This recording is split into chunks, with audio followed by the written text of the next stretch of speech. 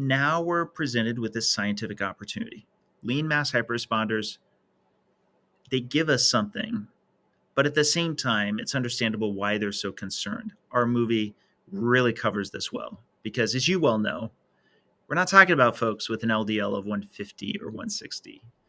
We have many people we feature that have an LDL in the hundreds, and we need that answer for them.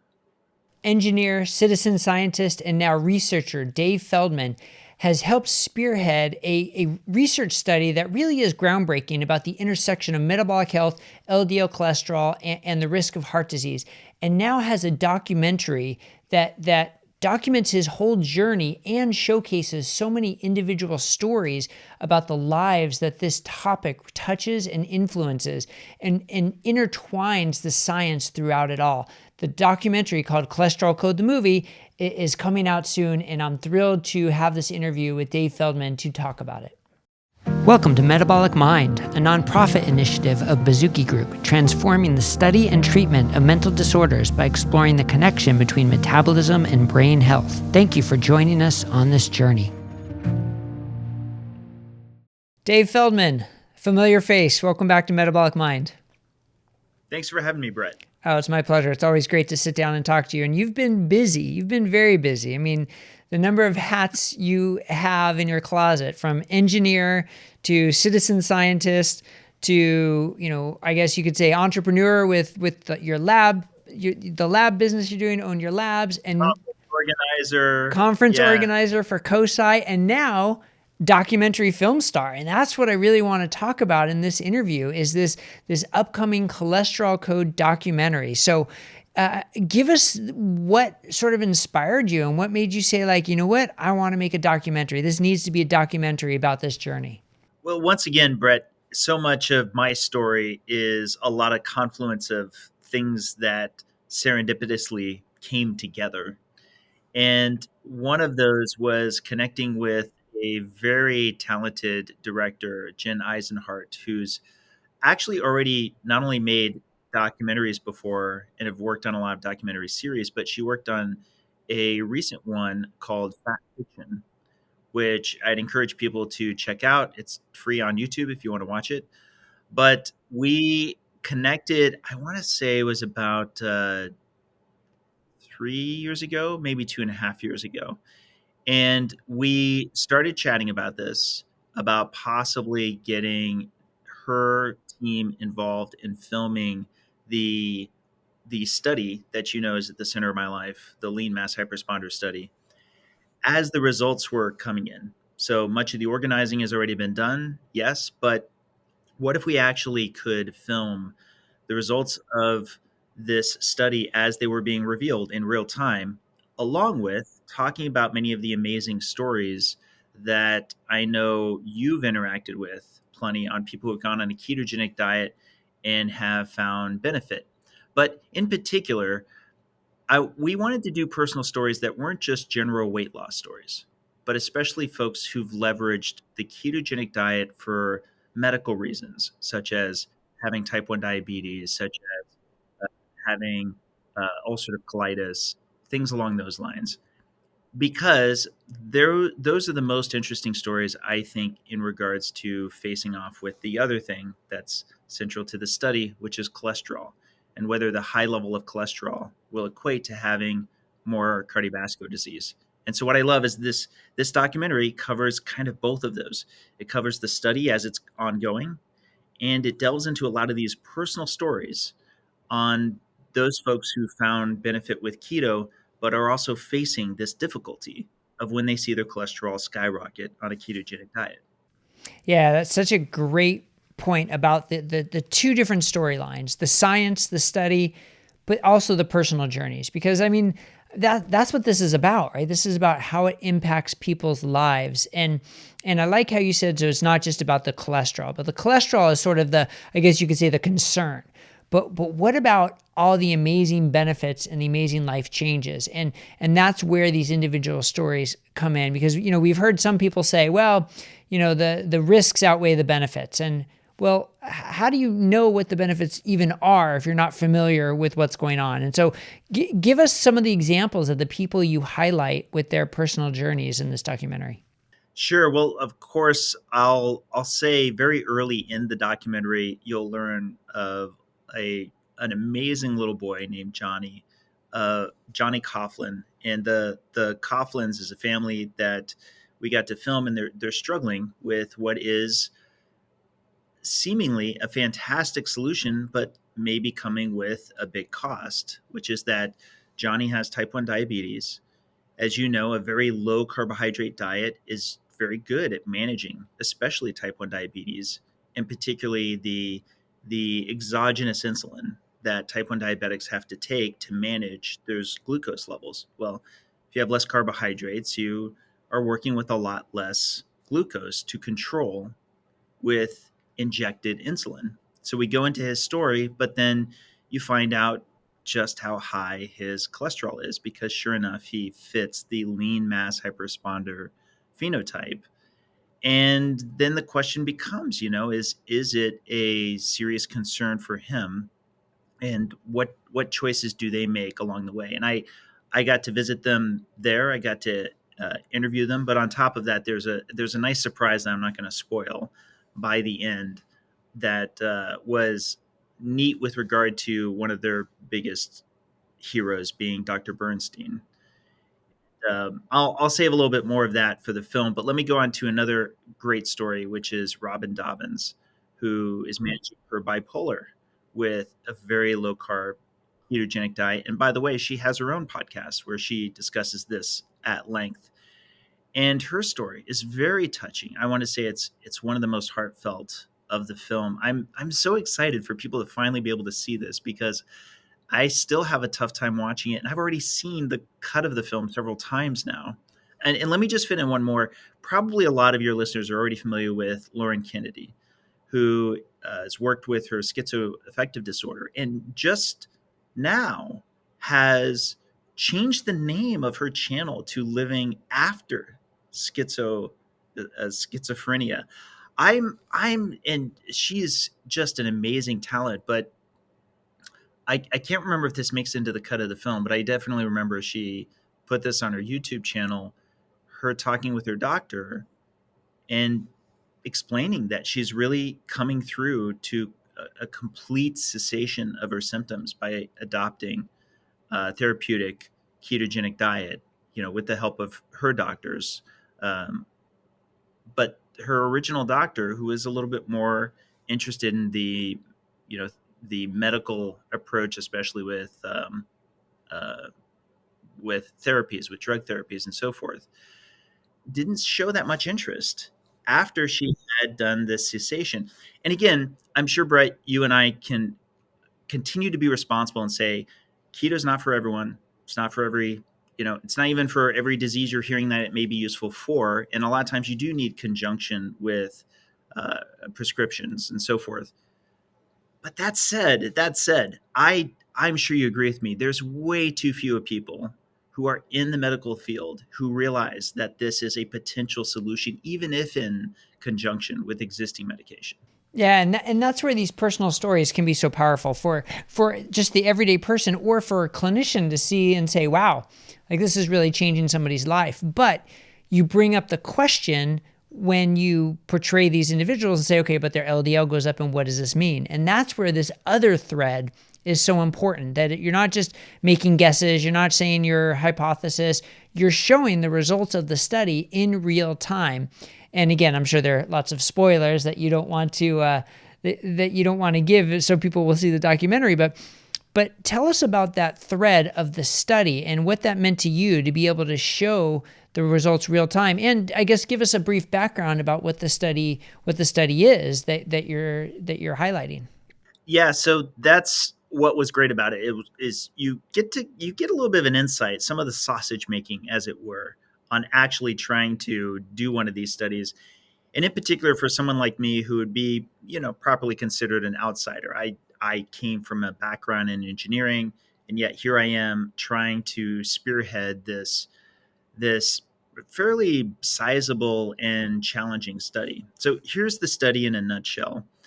This phenotype, lean mass hyperresponders, as you know, is something I coined back in 2017. Now there's plenty of great published papers on it with the amazing help of Nick Norwitz and Adrian Sotomoto. We've authored many now that go into this phenotype. It's those folks who have a high level of LDL, but it's also coupled with high HDL and low triglycerides.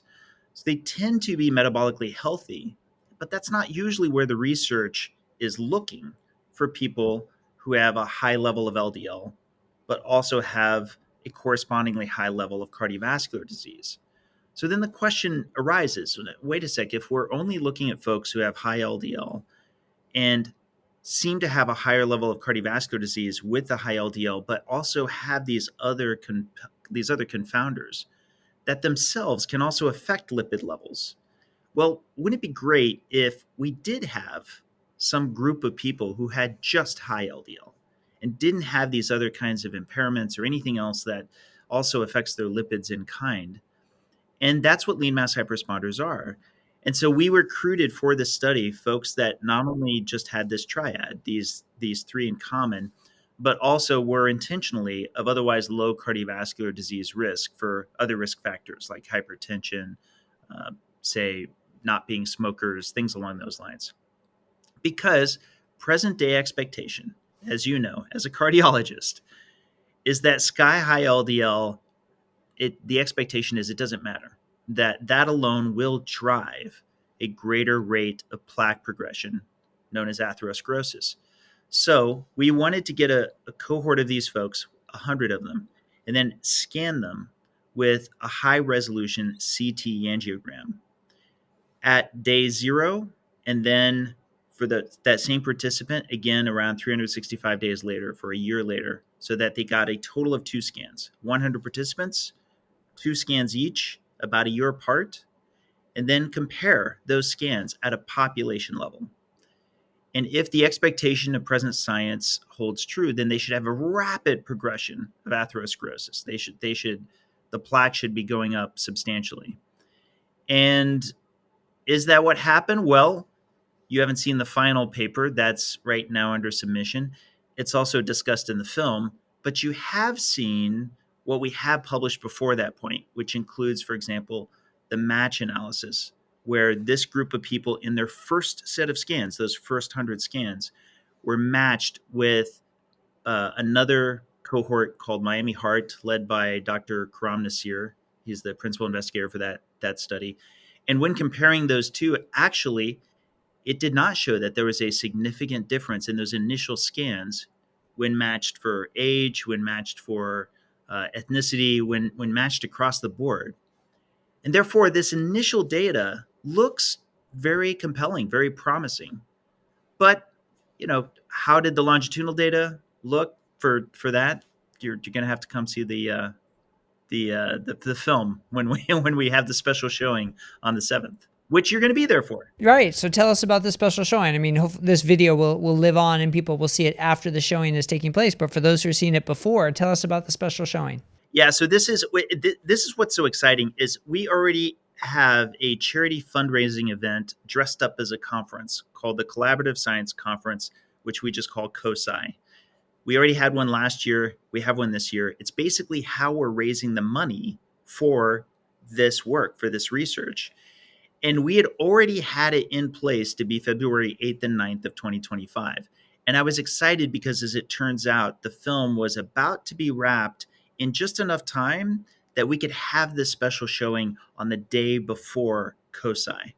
And I have to tell you, that was a beautiful moment for me. I want to say 3-4 months ago, but it was bittersweet because at the same time I was like, oh my gosh, we have a whole new thing that's going to take a lot of work, and it's a huge event, uh, and it's at this beautiful, amazing theater, and and for what it's worth, if somebody's watching this now, almost certainly the RSVPs are all taken up. It moved the total number of seats that were allotted, which I think is going to come up to around 200, have already been filling up fast. People planning entire trips just around trying to see this. And I have to tell you, Brett, I just flew back from Boise, which is where Wide Eye, which is Jen's team, is at, to be there for the sound mix down, which is like one of the last steps in putting together a documentary. And it is something special. I'm Look, obviously I would be biased being the quote unquote protagonist in the film, but man, at the Jen's team, it's just really incredible. The photography is fantastic. The the score is fantastic. And I'm telling you, these stories, they really come through, as does the study. The study itself, it's I think it's gonna be very riveting. And I'll mention one more thing, which is just that one kind of irony is it's taking us a bit longer than was originally anticipated to get this study published. So this documentary, for those people attending the event, it's actually probably going to be the first time certain data are revealed. And it's some very powerful data. And for those, for people, if they're going to miss this, first look at the film at COSI in Vegas in February, I assume the plan is that there will be other screenings that they will hopefully be able to see it before it eventually goes to a distribution. That's correct. We have some screenings that we're working out with various groups. I'll have more to announce on that later. And it will eventually be released on a major streaming platform. But all of that's currently in the works. We can't really talk about that yet. It's in the process. But yeah, it's pretty exciting. All right. Now the devil's advocate question. We have been, I guess you could say, trained or seasoned in a way that documentaries are not always the highest quality from when it comes to science, and they can often be sort of propaganda that is passed off as maybe science-based, but it's a documentary, not a paper, not a publication, without peer review, and they can kind of get away with saying anything, and it creates emotion and gets a lot of interest and can be, I guess, objectively misleading. So was that concern a big, part of taking up a lot of space in your brain as you embarked on this documentary? Yeah, I'm super happy that you brought this up, because even before we started filming any of this, you and I have had many chats about it. And I expressed this being a goal on the front end. Certainly, in showcasing the research that we're doing and discussing these ideas with regard to the possibility lean mass hyperresponders may be not what would be expected, and that they may not be a high risk population. But again, not concluding it either. Just as I said earlier, while the data may be promising, we need a lot more data to come, right?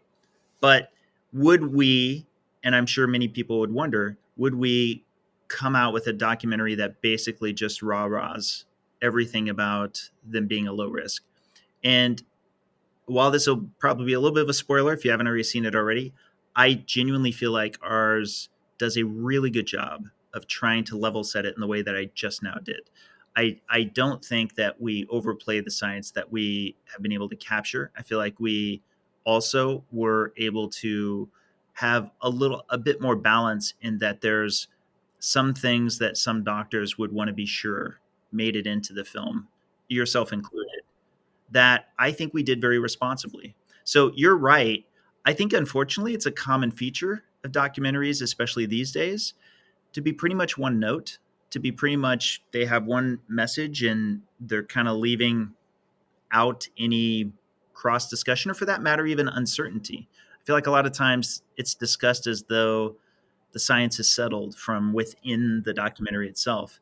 And I would put ours up against modern documentaries today, and that I think we do a really good job of highlighting what should be highlighted, and revealing it in real time as it happened too. Right. And as we've talked many times, I mean, the scientific thread, the main scientific question is controversial, right? LDL possibly not being as dangerous in a certain population is very anti-modern medical practice, and so is controversial. Just bringing up the question, right? Not even if you have an answer, just asking the question is controversial. So therefore, this documentary is likely to be controversial because that's the underlying thread. So do you think those people who are skeptical, or those people who see it as so controversial, what do you think they're going to walk away with after seeing the documentary, or do you think it'll impact them? I think I honestly now, especially since yesterday, I think it's going to impact a lot of people, and I think it's going to get a lot of important discussion going, and I'm excited for it. Look, we're in a space that we know a lot of people have a particular opinion that they hold to, and those people who hold tightly to their opinion probably get more attention than they should. I like when we can get more people at a table who their opinions are constantly moving and shifting, because I kind of tend to think that they're more likely to be scientific, in my opinion, is if you're ready to have your mind changed by new and emerging data as it comes forward. I'm a big believer in I think it's called the 10% rule, which is that it's not like a major paradigm shifts, 10% every 10 years and then eventually 100 years later it's different. No, it's a lot of work to get to that first 10%. But once there's a bunch of people who are known and trusted, who are in the middle but very knowledgeable of a particular topic, and seem to start shifting gears and going, no, I think that this new hypothesis actually carries more water for me. It doesn't take much. It takes a little bit of a tipping point, and then all of a sudden you'll find a lot of other minds will fall in line. Again, I don't make this statement from a place of certainty that I think that our work, and for that matter, lean mass hyperresponders, will prove to be as we hope. But that said, if that is the case, I don't think it's going to be an overnight thing. But I do think that once there's a lot of those people who are paying close attention to this research and are really keeping their minds focused and open, if if it proves true, if we continue to reinforce these data, I think that I think it might have a big change. We'll see. Yeah, and it seems like there are a number of different storylines, and one is you and your personal journey. One is the study. One is all the individuals that you highlight. One is the role of CT angiograms, and one is the role of asking the hard questions and being open to asking questions. And so, did you purposely try to make that sort of like a co-star of the documentary? It is kind of you know one of my favorite quotes from Einstein, and I know he has so many great ones. One of my favorites is that if he had just 1 hour to answer a question, he would spend the first 55 minutes trying to be sure he was asking the right one, and then the last 5 minutes answering it. And you're 100% correct. I kind of alluded to it before, but to me, a really obvious question was, why wouldn't we want to, if really trying to determine how much LDL is independently causal towards the development of cardiovascular disease, look to those folks who have high levels of LDL without any of these other potential confounders? It's at the root of scientific discovery to try to isolate the variable of interest. And that would seem to me, before I got into the space, like a pretty obvious question to ask. But in fairness to the detractors, what they would say is, well, cardiovascular disease takes years to decades, so we try to look to populations that develop it faster. And if we see this common denominator of LDL, that's why we keep coming to this conclusion. And to those same folks, I would say, well, now we're presented with this scientific opportunity. Lean mass hyperresponders, they give us something, but at the same time, it's understandable why they're so concerned. Our movie really covers this well, because as you well know, we're not talking about folks with an LDL of 150 or 160. We have many people we feature that have an LDL in the hundreds, and we need that answer for them. Yeah, yeah, and that's where having someone like Dr. Budoff involved in the study and involved in the documentary and showing the role of the CT angiograms can be really powerful because of that question you brought up. Well, cardiovascular disease takes a long time to develop. So, we need a 10-year study, a 20-year study. But that's where the role of the CT angiogram with the plaque analysis that you're doing is so powerful. And I mean, I see that as another co-star of the film. And I wonder if people watching the documentary are now going to be much more interested in this technology and this type of testing, which is not very common in traditional medical practice. So I'm curious what kind of impact that's going to have. So what do you predict there? You know, I could not be more bullish. I could not be more. You, you know as well as anybody, Brett, that I do my best be not to appear as though I'm trying to give medical advice, not to be advisory in some fashion. I want to stay in the researcher role as much as I can. I want to get the data and then have you be able to work that out with your doctor as to what to do. But there's no getting around this. Like the data for imaging, for getting an actual heart scan to find out what this, not just the state of your cardiovascular health is, but how predictive it is for future event is overwhelming. It is. And what I'm really impressed by and what I've gotten even more optimistic about is in particular CAC. If you're concerned, and many people are, and understandably to some degree, that a CT angiogram is a bit expensive, you're concerned about the radiation exposure, you're concerned about the contrast dye, even though all of those have gotten much more minimal in their level of risk by far. It's gotten cheaper and so forth. And I still consider a CT angiogram the gold standard, which is why we're using it in our study. A CAC, a coronary artery calcification scan, is extremely correlative with a CT angiogram. And there are many studies. I mentioned Karam Nassir before, Dr. Budoff himself. They are on many papers that show that for bang for the buck, for your return on investment, CAC is about zero point 0.6 millisieverts, which is about a little bit more than a mammogram. It doesn't require any contrast dye. It takes just minutes and it's really cheap and you can usually just get it out of pocket.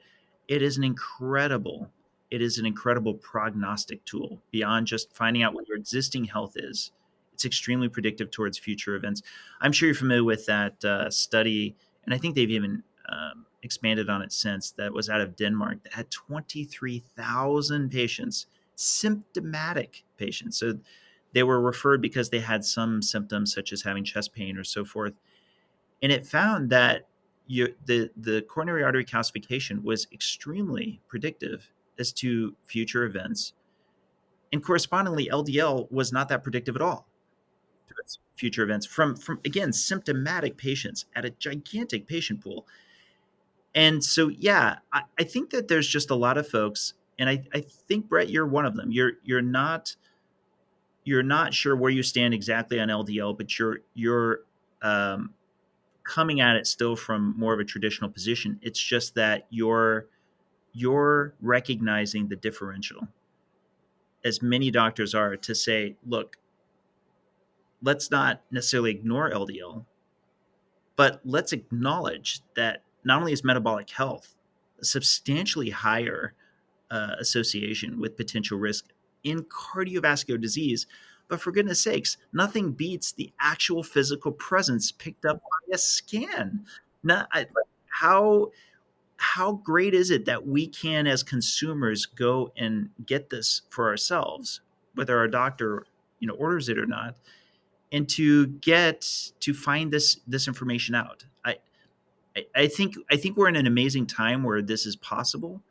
And I'll just say for every member of my family for which heart disease has been a concern that's been emerging, I brought this up because it's always seems like an obvious next step. Yeah, I mean that's such an important concept. LDL is not the concern. Plaque in your arteries is the concern. So why don't we just look at the plaque in the arteries and measure that? And everything you said about a calcium score is so true.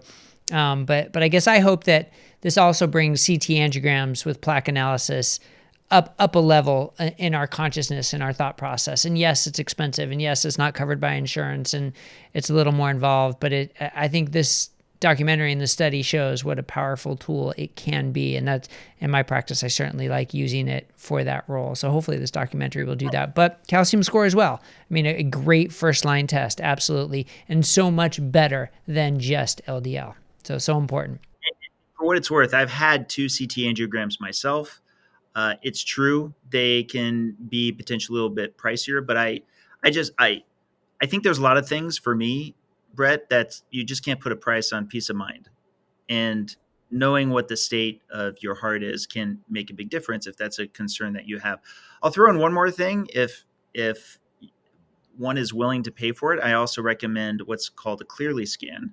And it's, or I shouldn't say scan, it's like an analysis. Basically, you can then turn your CT angiogram over to this company that we're also working with for the study called Clearly, which does AI guided reading.